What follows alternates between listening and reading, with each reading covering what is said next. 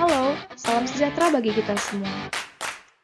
Dalam video ini, kami dari kelompok 4 yang beranggotakan Dea Septia Senin 4, Grace Misericordias Benny Zebua, Timotius Lambok Sijabat, dan Yogi Setiawan Simanulang akan mempresentasikan materi dari kelompok kami dalam mata kuliah perkembangan peserta didik dengan dosen pengampu Ibu Asia SPD NPD.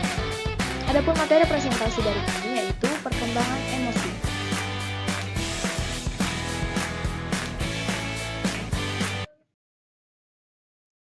Yang pertama kita akan membahas tentang pengertian emosi. Emosi berasal dari kata emotion dalam kamus bahasa Inggris memiliki arti perasaan hati. Sehingga dalam ilmu kependidikan, perkembangan emosi merupakan suatu perubahan kualitas pada perasaan hati. Emosi merupakan suatu keadaan organisme ataupun individu pada suatu waktu tertentu yang diwarnai adanya gradasi efektif mulai dari yang tingkat lemah sampai ke tingkat kuat. Emosi juga merupakan pergolakan perasaan atau pikiran baik positif maupun negatif yang muncul dalam diri individu karena suatu kejadian yang bisa bersifat pribadi, umum, sederhana, ataupun kompleks, sehingga menyebabkan reaksi berupa ekspresi dan perilaku.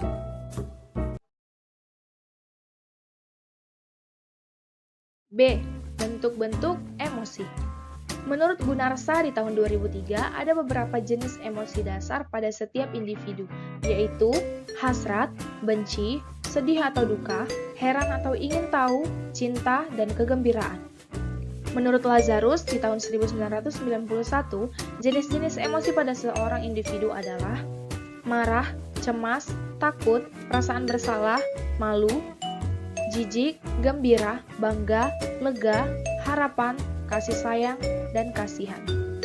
Menurut Watson, dia mengungkapkan bahwa sebenarnya pada dasarnya, manusia memiliki 3 bentuk emosi dasar, yaitu fear, emosi ini akan berkembang menjadi kecemasan. Yang kedua ada rage, emosi ini kelak akan berkembang menjadi emosi marah. Yang ketiga ada love, emosi ini yang kedepannya akan berkembang menjadi emosi simpati.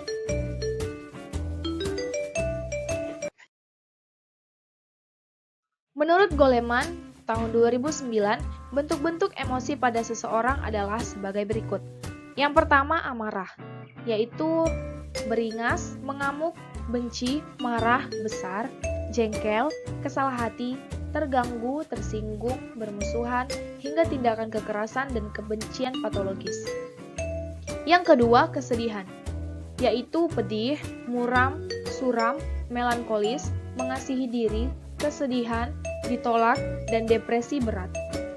Yang ketiga ada rasa takut, yaitu takut, gugup, khawatir, was-was, perasaan takut sekali, waspada, tidak senang, ngeri, fobia, dan panik. Yang keempat ada kenikmatan, yaitu bahagia, gembira, puas, terhibur, bangga, takjub, terpesona, senang sekali, dan manis.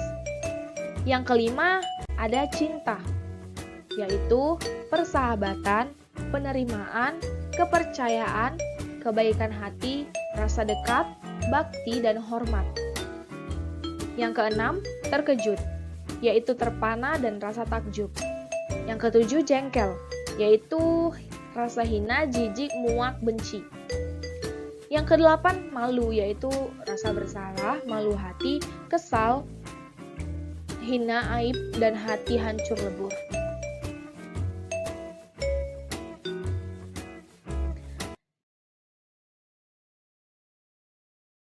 Di bagian C, kita akan membahas tentang hubungan emosi dengan tingkah laku.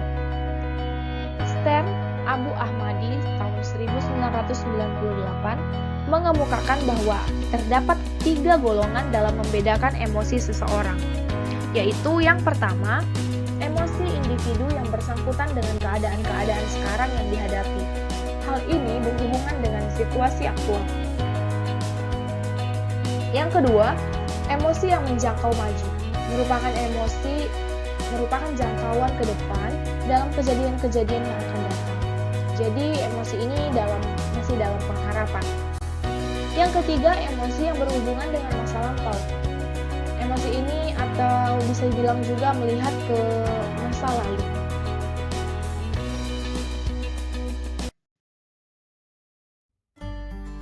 Selanjutnya, Helma tahun 2001 mengemukakan pengaruh emosi terhadap tingkah laku manusia, yaitu yang pertama sebagai alat mempertahankan kehidupan, seperti bila individu merasa kesepian, butuh relasi dengan orang lain, merasa ketakutan, membutuhkan keamanan dan merasa ditolak, individu membutuhkan dukungan. Yang kedua, sebagai alat pembuat keputusan.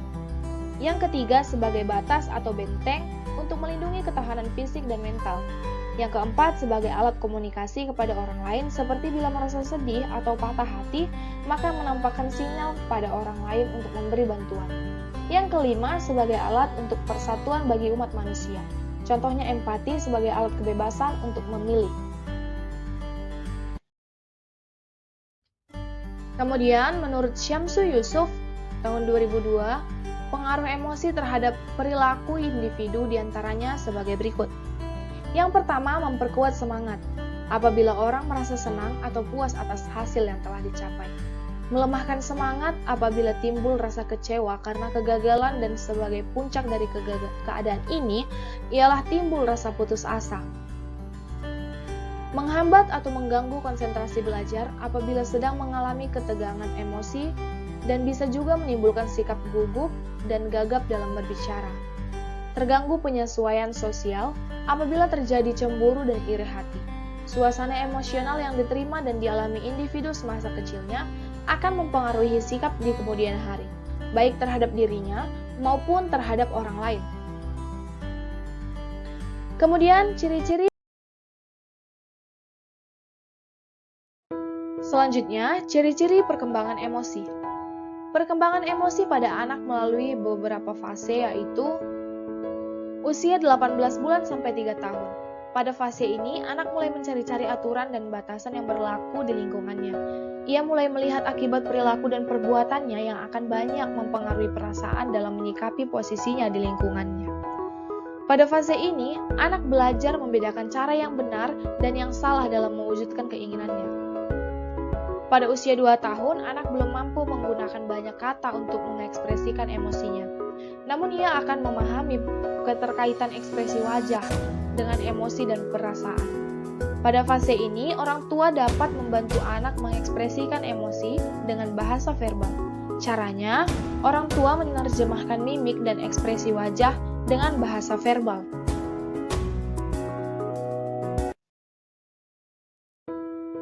Pada usia antara 2-3 tahun, anak mulai mampu mengekspresikan emosinya dengan bahasa verbal. Anak mulai beradaptasi dengan kegagalan. Anak mulai mengendalikan perilaku dan menguasai diri. Pada usia 3 tahun, anak sudah mulai mampu menguasai kegiatan-kegiatan yang dapat meregangkan otot-otot tubuh mereka, sehingga mereka sudah bisa atau sudah mampu untuk menguasai anggota tubuh mereka. Meskipun pada usia ini anak belum mampu menggunakan kata-kata sebagai bentuk ekspresi emosinya, namun mereka akan menggunakan ekspresi wajah untuk memperlihatkan emosi dan perasaan di dalam diri mereka.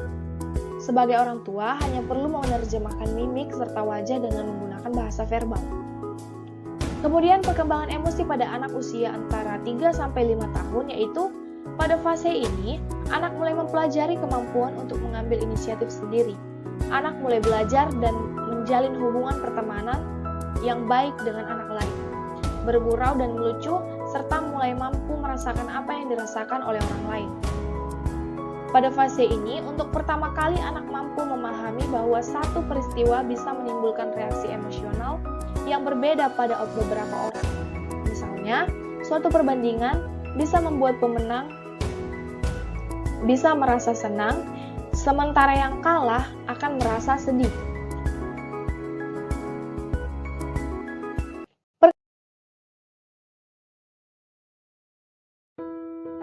Selanjutnya, perkembangan emosi pada anak usia antara 5-12 tahun. Pada usia 5-12 tahun, anak mulai mempelajari kaidah dan aturan yang berlaku. Anak mempelajari konsep keadilan dan anak mulai mampu menjaga rahasia. Anak usia 7-8 tahun, perkembangan emosi anak telah menginternalisasikan rasa malu dan bangga. Usia 9-10 tahun, Anak dapat mengatur ekspresi emosi dalam situasi sosial dan dapat merespon stres emosional yang terjadi pada orang lain. Selain itu dapat mengontrol emosi negatif seperti takut dan sedih. Anak belajar apa yang membuat dirinya sedih, marah, atau takut, sehingga belajar beradaptasi agar emosi tersebut dapat dikontrol. Usia 11-12 tahun. Pengertian anak di usia ini tentang baik buruk, tentang norma-norma dan aturan, serta nilai-nilai yang berlaku di lingkungannya menjadi bertambah dan juga lebih fleksibel. Tidak sekaku saat usia anak-anak awal.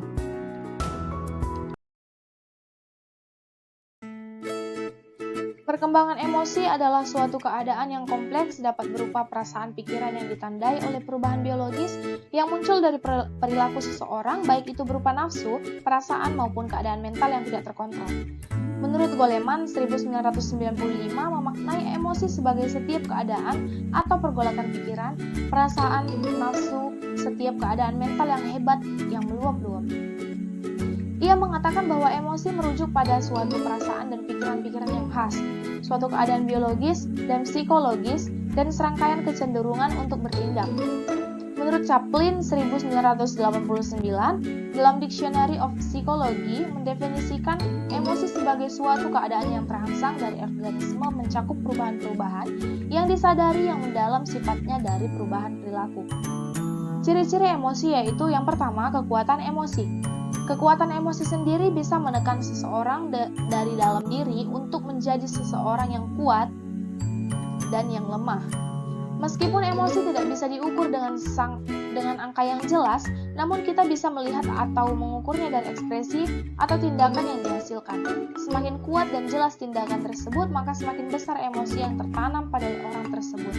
Kekuatan emosi juga jangan diragukan.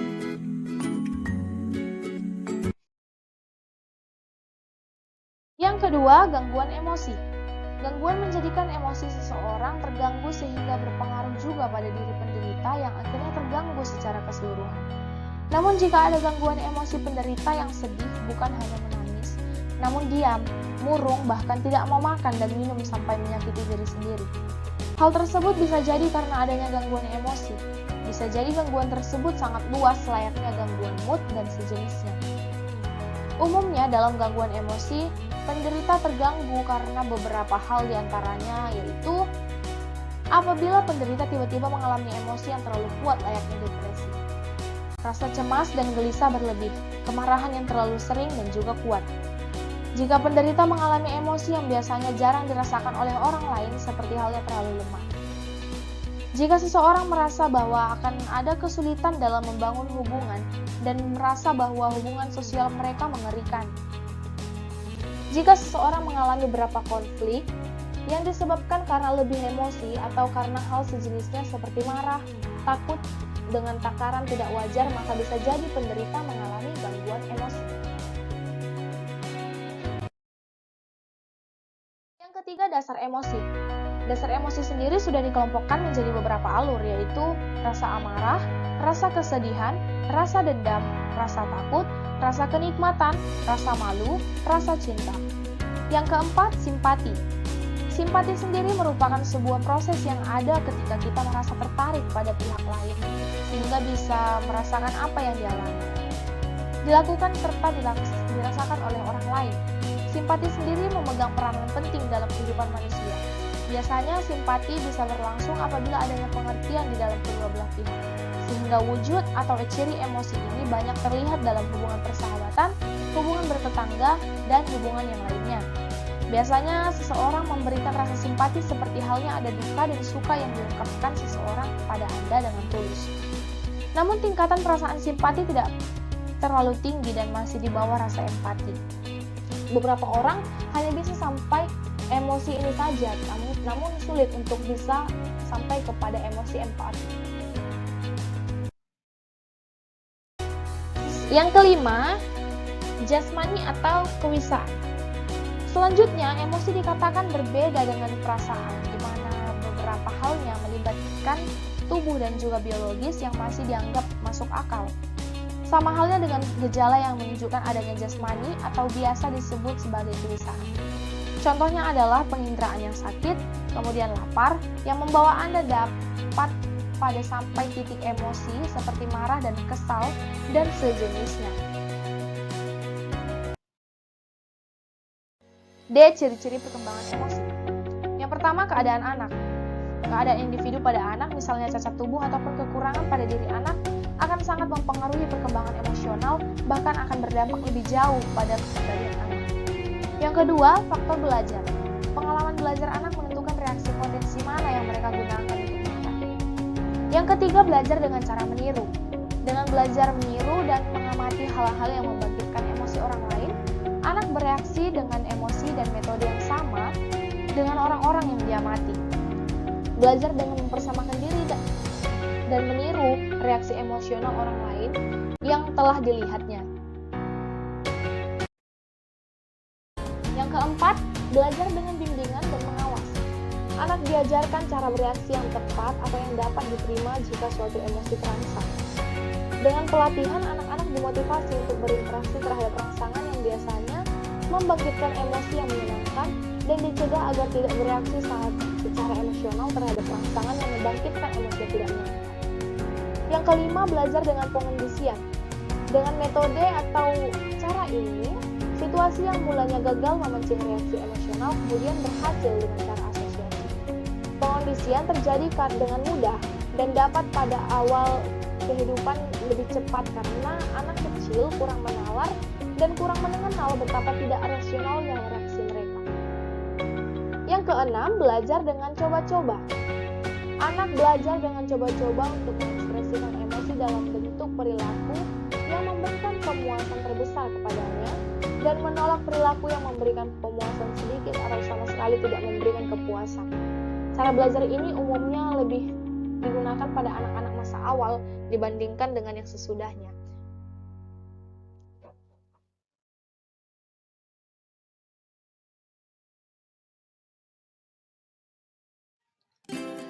Demikian presentasi materi dari kelompok kami.